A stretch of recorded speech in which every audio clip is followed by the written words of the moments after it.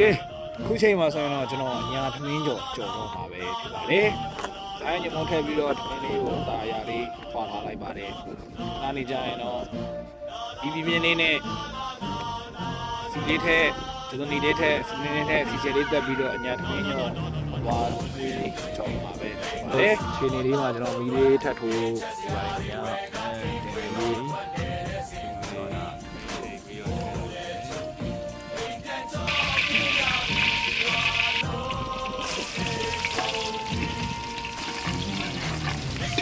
ဝေးလာမဲ့စားဝင်နေရတော့ကစိတ်မပူကြ။ခြေတဲ့ကစိုက်စားစိုက်မစားစားတော့ရဲ့အရာခင်းရောလေးရင်းကခါမတာ။ကင်းချက်စရာလား။ရေတဲ့ကငါလိုက်